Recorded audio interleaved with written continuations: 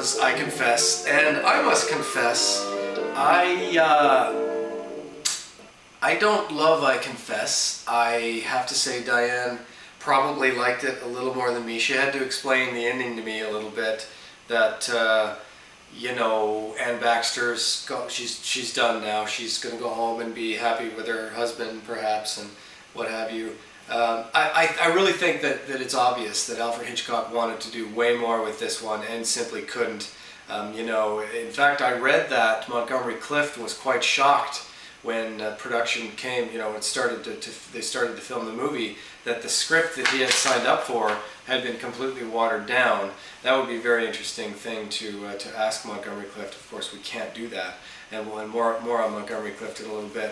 But one wonders if Alfred Hitchcock, we know that he wanted to do this play, we know he wanted to do have this idea. One wonders if it would have been better for him to have waited, to have done this movie when the censors weren't going to be as nitpicky. I mean, imagine if the priest had hung. I mean, imagine if there was an illegitimate child like there was in the play. And he does get hung in the play. Imagine all these things that really could have been good. He just didn't get any of those things, so that's a bummer. And it makes me think of Frenzy, which I believe is the second last movie we're going to do. Whew, no censors there, 1972, and I am telling you, when Alfred Hitchcock does what he wants, boy, it really is good. So we shall see. I wanted to say that we love Karl Malden as well. He was awesome in this. He played an awesome cop. He played probably the only interesting cop, although you gotta love, that's not true, Michael Wilding in Stage Fright, he was a detective, he was great, and competent as well. It's just that, there aren't a lot of, they're normally bungling, and Karl Malden was not bungling. The police aren't really bungling in The Wrong Man either, even though it's called The Wrong Man. But, mostly we've seen that the police or detectives aren't portrayed in the greatest of lights, but not here. Karl Malden was awesome, and I just loved that scene where he was interrogating Montgomery Clift, and he was going back and forth, and he was explaining what he does and how pragmatic he was about solving a crime, and just fantastic. And if you have not seen On the Waterfront, which they do the next year, that's a 1954 release, with Marlon Brando, a method actor, and with Eva Marie Saint, who we'll see in North by Northwest. Karl Malden plays a priest in that, and he's awesome as well. That's an awesome movie. It really is great. And so getting back to this method actor, you got a text. Getting back to Montgomery Clift being this method actor, he had his method acting coach on the set with him at all times. So anytime he was about to do something, he'd always be looking at his coach and to see if she was approving what he was doing. And apparently it really just drove Alfred Hitchcock nuts. If you watch the little featurette on the DVD, you'll see that, Alfred Hitchcock would have him come out of the building. I want you to come out of the building and look up. Why? Well, because I'm going to cut to the building and you're going to think, oh, that's no good. And then we're going to cut back to your face and you're going to scowl. Well, I don't think I would look up.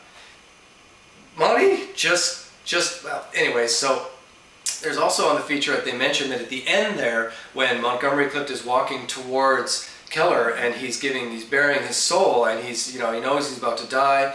Apparently it took that German actor 2 takes to do this incredibly gut-wrenching scene, and it didn't take very long to do that, but just the sheer Montgomery Clift walking up towards him, not really saying much, apparently that took 4 hours because Monty wanted to get it just right. So imagine though if you had a director who really was into method actors and who really did love method acting. I think that's what you see in the movies that are fantastic that Montgomery Clift is in. And if this is your first Montgomery Clift movie, sorry, we loved him in it. I love looking at Montgomery Clift. And do read up on him. His tragic. He had an accident. He was in a car accident. They were filming a movie called Raintree County with Elizabeth Taylor, and he smashed his face up really badly. This side of his face, I think, or maybe this side of his face was badly scarred.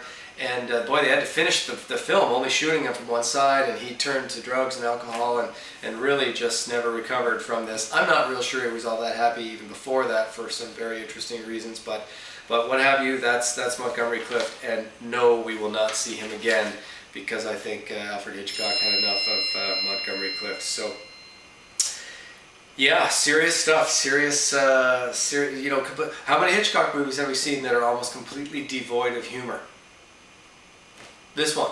I'm sure there are others, but there's just almost zero humor in this, and that's too bad. Visually brilliant, though. I mean, a lot of the shots were great, and I think he had some fun with that. And again, we're really starting to see the relationship with Robert Burke's ASC blossom. And boy, oh boy, are we in for a treat with some movies upcoming very, very soon with this film cinematographer guy, Robert Burke. So very good.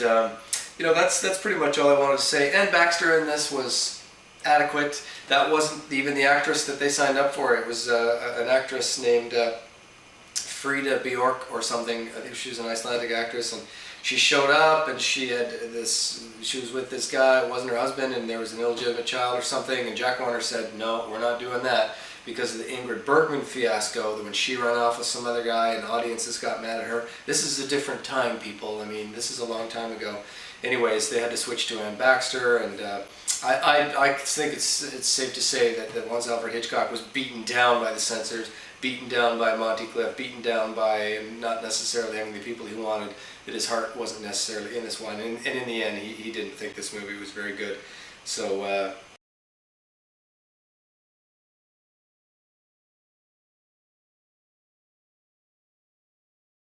there you go. So you'll also notice we did skip a whole year. I mean, he was so busy trying to find this project and panicked and pulled the trigger on this one that there was no movie from 1952. I meant to mention that in the pre-movie section, but whatever. But in 1953, because we're done with 1953 after this one, the best picture in 1953 is From Here to Eternity. With Montgomery Clift, and boy, that is such a good Montgomery Clift movie. It's pretty much co-starring Burt Lancaster, who's fantastic in this. Frank Sinatra's fantastic in this. Donna Reed is one of her favorites. She has 9 favorite actresses from this era, 19. And Deborah Kerr is in this, and I don't really like Deborah Kerr, but whatever. That's such a good movie. That is really, really good.